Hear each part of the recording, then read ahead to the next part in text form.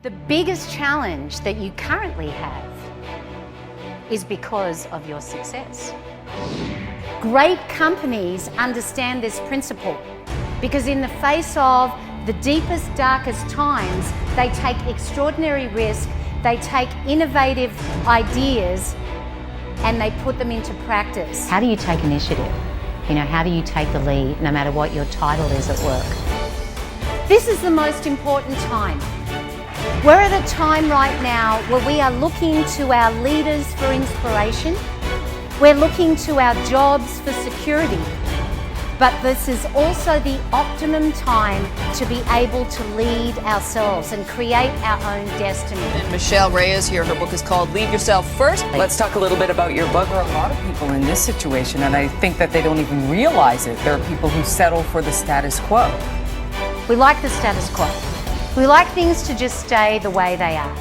Is that true or not? Yeah, of course. Sometimes we don't have to even be out of bed to start giving ourselves a hard time. All we have to do, if we do have someone lying next to us, all we have to do is just open our eyes and look at them. And then we think to ourselves, yep, you're still here.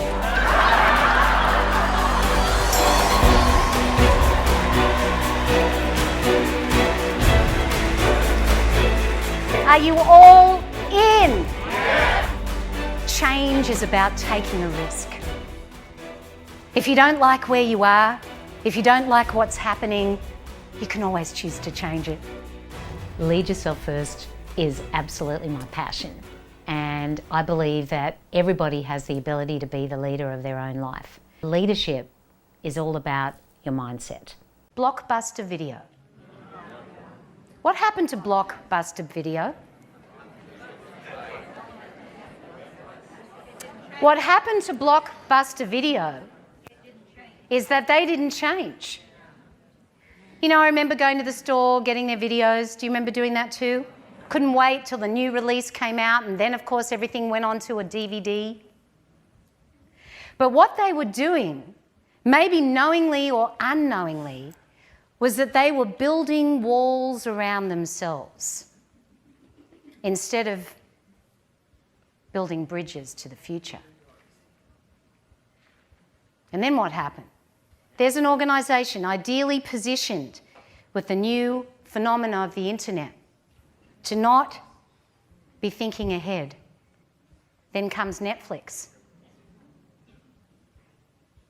who tore the walls down and capitalised on an opportunity to build bridges to the future. We have a legacy and we have an identity. And when it comes to change, we don't want to lose that identity and that legacy. We're afraid of things that may not even happen.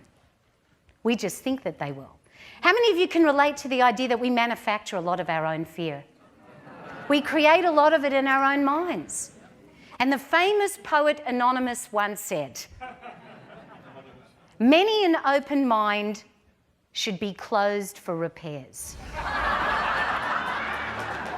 Taking the lead is taking ownership. It's about taking initiative. It's about taking the responsibility to create change, and that involves taking action.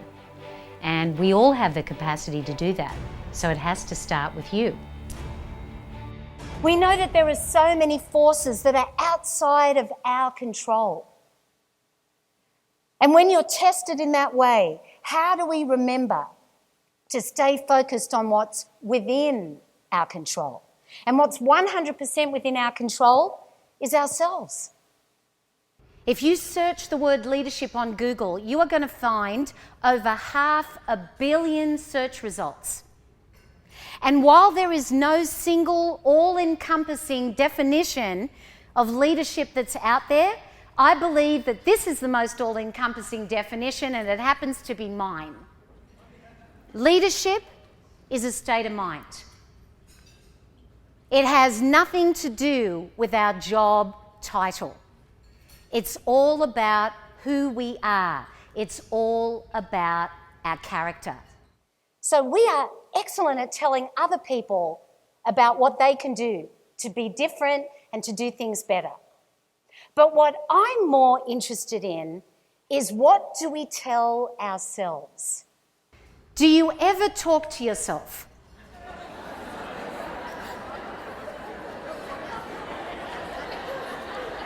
You know what? If you're not sure, you just said, do I talk to myself? I think one of the key things with leaders is that they need to understand the difference between being transactional and transformational. And when people are transactional, they're just going through the motions of getting things done. And that's what managers do. Leaders, on the other hand, are focused on being transformational. You tell me if I'm right about this. We all want to be valued, we all want to be appreciated, and we all want to be understood. And when you look at the world that way, there is no divide. Whether we're talking about culture, whether we're talking about generation, whether we're talking about gender. We all want the same thing. We all want to know that we matter. All non-profit organisations are facing exactly the same challenges as the corporate world. How do we attract people into our organisation? Note that I said, how do we attract people? Not how do we get them in kicking and screaming, but how do we attract them? Deloitte did a survey right across the world to almost 30 different countries, almost 8,000 millennials, asking them what matters to them. And have a look at these results. Isn't that amazing that 75% of them feel that organisations, businesses, are far too focused on their own agenda than they are into helping improve society? This is the millennials. You know, we have our own lens about them, but are we right about them? Here's something else that they said. The main reason that I am going to choose to work for an organisation is because of what that organisation stands for. What is their purpose? Number one driver to the millennials. Are you surprised? Now, is this going to happen overnight? No. It's going to take strategy. It's going to take planning. It's going to take courage. It's going to take conviction to be able to engage people in the process. Ladies and gentlemen, the richness of our lives is not measured by how much money we have, by how much property we own. The richness of our lives is measured by the enduring relationships and the friendships that we form over the course of our life. Nothing means more to us than connection. No matter how high-tech the world becomes, it always will be about people.